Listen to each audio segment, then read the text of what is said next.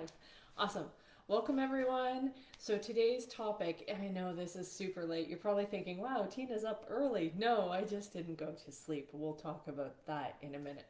So, um, thank God it's Friday. This is what Friday is. And we're going to be talking about, is work making you unhappy?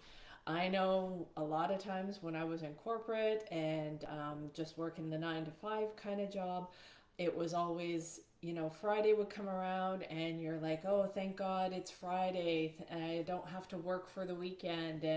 And you live for those weekends. But if your work is making you miserable, then there's some problems. And we're going to talk about what some of those are and how you can shift it. So, if this is your first time joining me, my name is Tina, and I am a happiness coach, and I help business owners and leaders to shift to deal with the emotional roller coasters of running a business. And so these are things that you can apply to your own life. I do a trauma informed approach, um, having shared my own personal experience in trauma and what I've done and tools and tricks that I use to help shift to a happier place. And I also use change management techniques to be able to apply this, that I've used this in my corporate life as well. So, thank God it's Friday. So, oftentimes, what ends up getting us to that point of really hating our jobs, dreading. I know there were times, Sunday night would come around and I would just be like dreading the thought of having to go back to work yet again. And I would start feeling anxiety about having to go back into work on Monday. And come Friday, I was really excited. It's like, oh, I finally made it through, right? Um, and so what often happens is it is not so much the work that we do. There's other things that are actually causing us to hate our job. Now, I'm sure there's some tasks in our job that we don't like, that we hate doing. But when we first started with that company, when we first started with that business, there were things about it that we were excited about. We were happy to have that job because there was something that had greater amount of pain that was causing us to seek that job. And there was a sense of gratitude, a sense of relief when we first started making money at whether it's a 9 to 5 or whether it's your own business.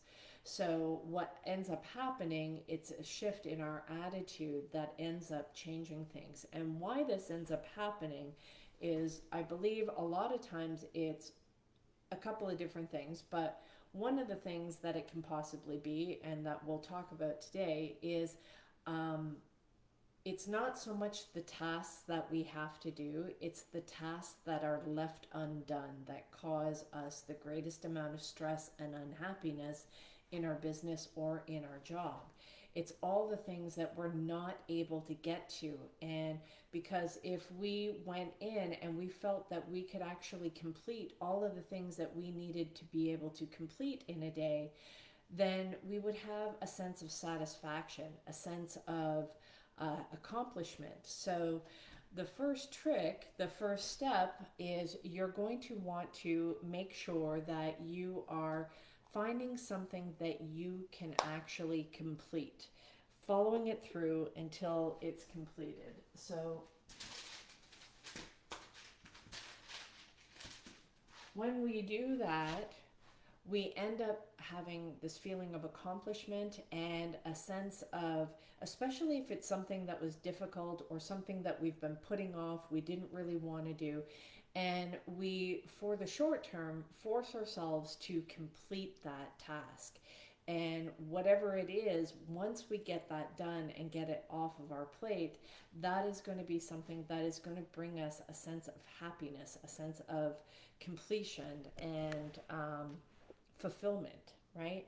So a lot of times people talk about, oh, they don't want to work, they don't want to work. I can promise you, if you had everything taken care of, all money concerns eliminated, no debt, no worry or care in the world I can promise you, you would still find something that you would want to do as a way to keep yourself busy.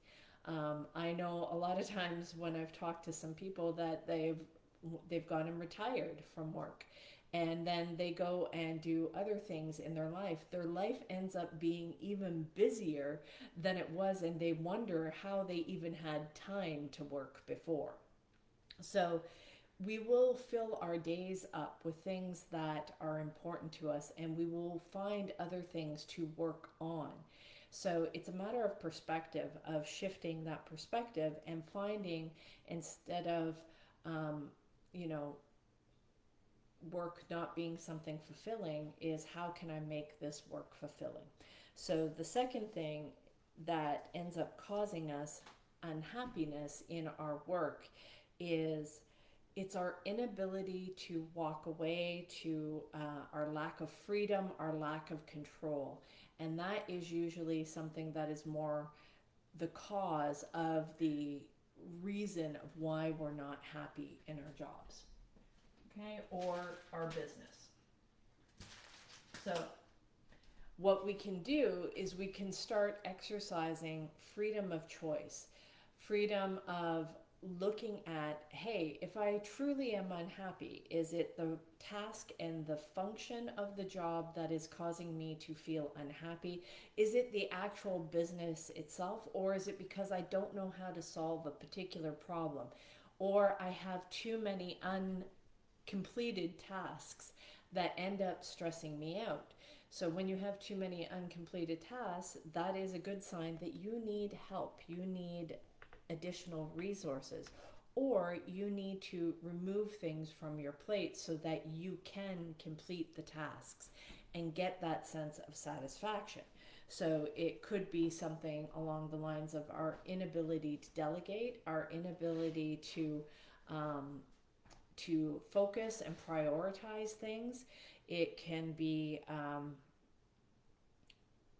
our inability to look at the situation and choose if this is truly not a good place for you to be. If you are truly unhappy, there's no redeeming qualities about the work that you're doing, and you're still there, then that is a good sign that you are not exercising your own freedom of choice. So being able to go find another job, even if that is, you know, traveling further or making less or something like that, your sense of happiness, your sense of well-being, your sense of fulfillment is actually important. And it's only when we start to prioritize that we will start to take that action to align ourselves with what we feel is actually valuable. So it is our inability to walk away or our lack of control. So we exercise our freedom by being able to take a look at the things that we're doing on a day-to-day basis, and we can choose to look at it from a different perspective.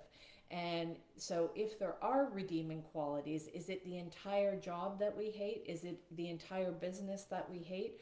Or are we just throwing the baby out with the bathwater?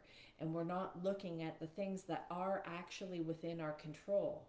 So when we exercise our freedom of choice and choose to focus on the things that we actually have control over, then we'll have a greater sense of happiness, a greater sense of accomplishment, and we're much more likely to perform better and look for solutions when we focus on that, rather than focusing on, oh, here I am at another job, oh, I hate this business, my customers suck, my clients suck, my team sucks, the people I have to work with are so cheap, they're this, they're that, nobody else does. If we're focused on that, we're going to get more of that.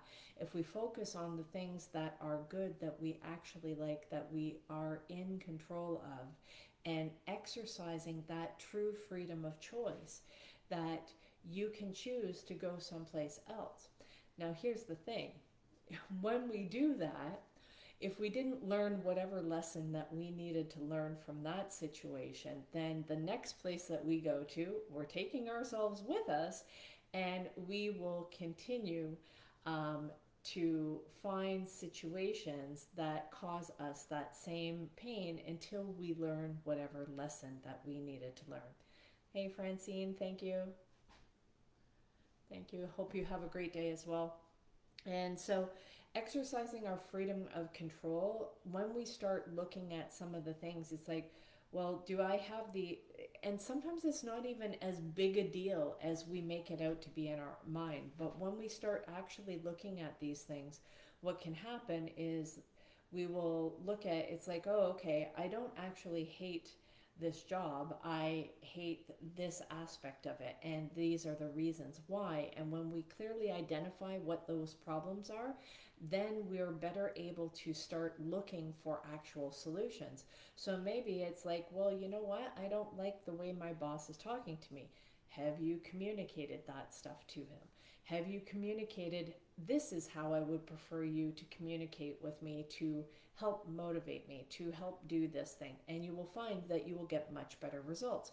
Maybe they're just working on communicating in a way that actually works for them, and they don't understand that you need to be communicated with in a different way.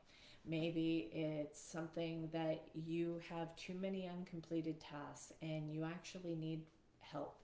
You need to ask for that help. You need to identify what you need that help with and then clearly communicate those things. So communication is going to go a long way in your ability to exercise that freedom of choice.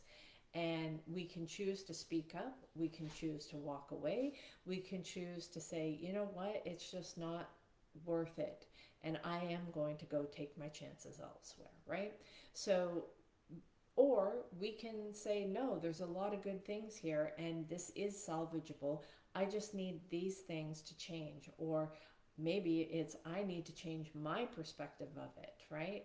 So, whatever it is, really clearly identify it. And if you have the choice or the option of trying to figure out which one to do first, I would say looking at ourselves first. I always go from the premise of um, I will do all the things that I need to do to correct my side of the situation before I start having expectations of other people of what they need to change.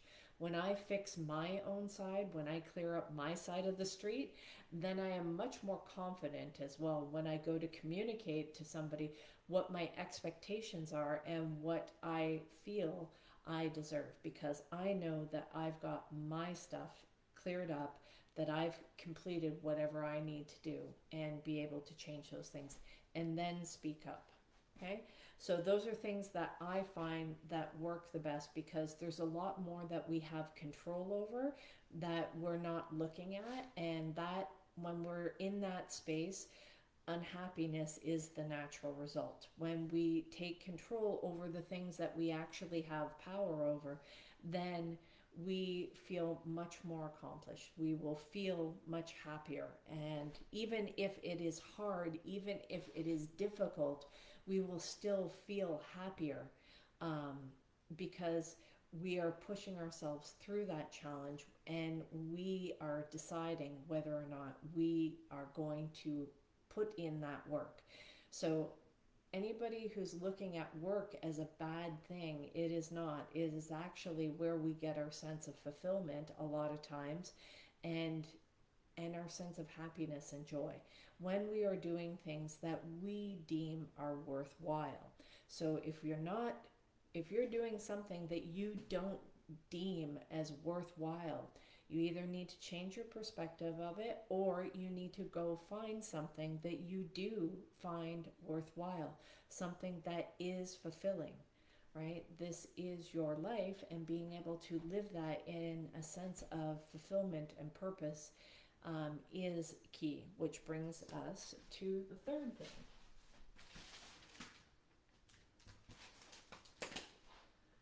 We need to cultivate a mission, a sense of mission and purpose. Okay? So what do I mean by that? It's like, oh, Tina, I don't have any big mission. I don't have any big purpose. Start small. Start in something. What is your mission for today? What is your mission for the week? What is your sense of purpose for the week? And in that job, or your business, that could be, you know what, my mission today is to make 5 people smile. My mission today is to clear up these tasks so I won't stress about them anymore. My mission today is I'm going to help 5 people with something that they're having challenges with. Usually, when we get out of our sense of self, like when we get out of self and we focus on how we can help others, that is going to lead to a lot more happiness and fulfillment within ourselves, by being able to help somebody else. And it takes the tr- takes the focus off of our troubles and our worries and our sense of, all of the things that are going wrong for us. All we have to do is find some other people that are struggling, that are having a harder time, and reach out and give them, maybe it's, I'm going to give 5 people some words of encouragement, and these can be things that are purposeful, that you are actually actively working towards.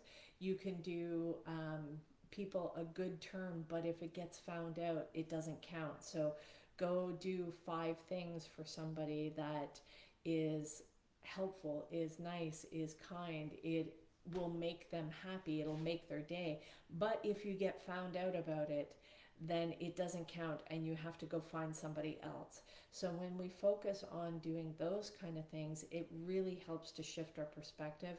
And when we can shift our perspective, that's when miracles happen. That's when we can have true happiness, true fulfillment, regardless of the situation and the circumstances. And I double dog dare you to try this. Go do this, put in a good effort, and come back and tell me I was dead wrong.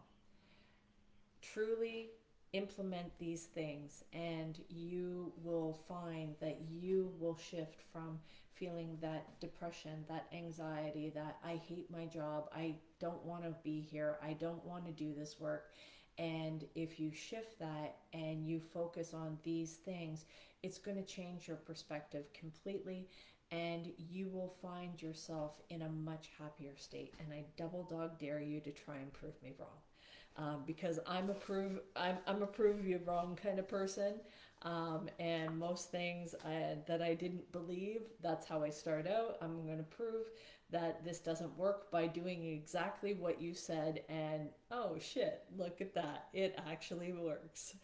And that is usually when I find I am actually the happiest.